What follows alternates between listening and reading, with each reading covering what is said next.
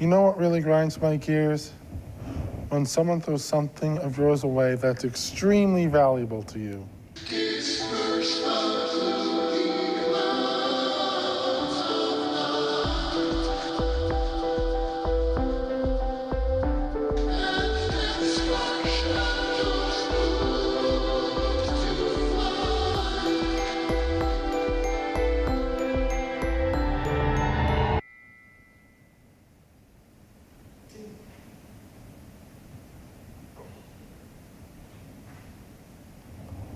Hello, welcome to the first episode of Lost Media Spotlight.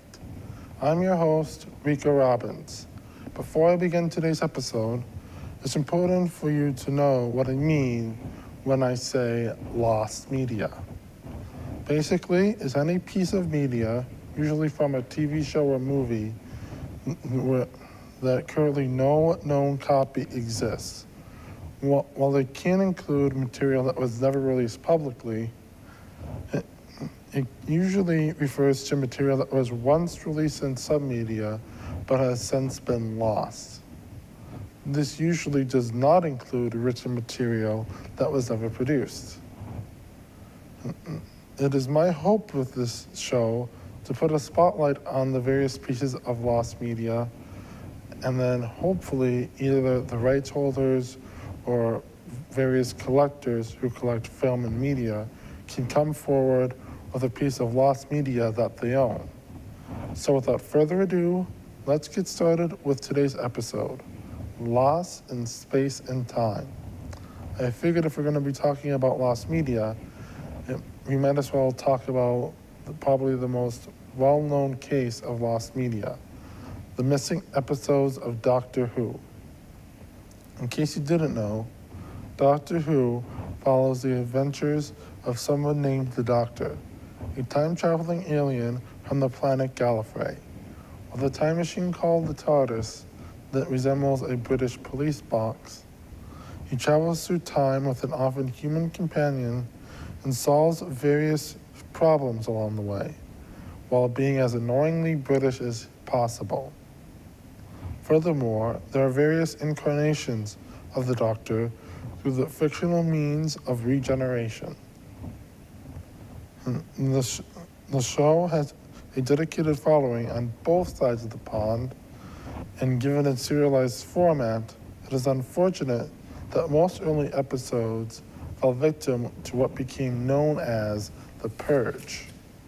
You see, back in the 1960s and early 70s, most British TV stations didn't see recordings the same way we do now. They just saw it as something to broadcast out live and never show it again. Much like going to see a show on stage in the theater.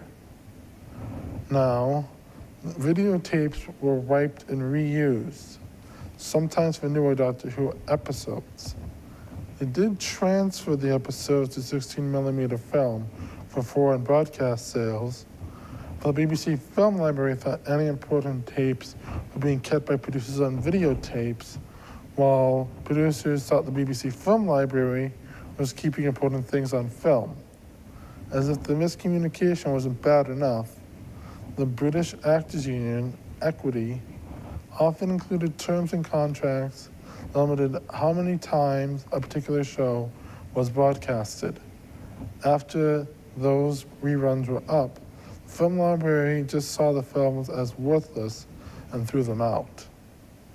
This practice changed with large thanks to BBC producer and fellow Whovian Ian Levine when he stepped in. He had previously agreed to buy old episodes of Doctor Who from the BBC Library with Equity's permission, initially to see the potential of the then emerging home video market.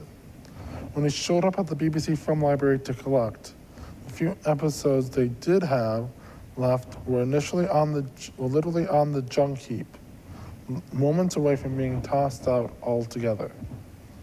Thanks to his intervention, he convinced the BBC to eventually stop this junking process altogether. This junking policy was known as the Purge, and as a result, 152 episodes of Doctor Who were considered lost with no known source. While Doctor Who certainly isn't the only show who fell victim to this purge, its serialized format made it especially concerning. If one episode of another show is lost, only one story is gone. If one episode of Doctor Who is lost, however, the story that episode was a part of becomes incomplete or even lost altogether. Since the purge, both fans and the BBC have managed to recover lost episodes of the show through various methods. Private collectors sometimes sell or even donate copies of lost episodes to the BBC, who often gets them through largely unknown means. Some various BBC holdings have found out that they either have full episodes or clips when they audited their collection. The most ironic recovery source is probably censorship bureaus, where clips deemed unsuitable for broadcast in a particular region had cut the film, then kept those cut parts to themselves in order to ensure that they never saw the light of day. And while video recordings weren't as common back then, fans sometimes were able to record audio of lost episodes, animate the visual to reconstruct those lost episodes. That was either done by either the fans or the BBC themselves. BBC is generally tolerant of these fan-made reconstructions as long as they aren't being sold or profited from. And sometimes there are other odd sources where episodes are recovered, such as yard sales, garbage dumps, and a British Mormon church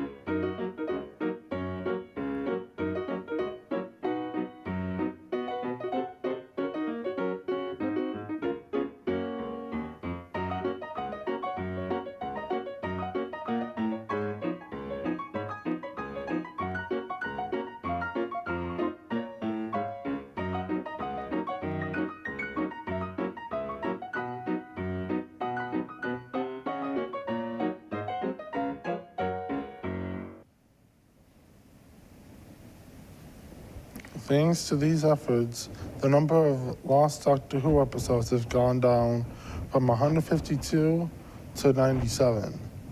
There are several episodes that are left to be found, but until then, I'm happy to report the BBC does things differently now. According to BBC archivist Adam Lee, everything is recorded and kept for 5 years.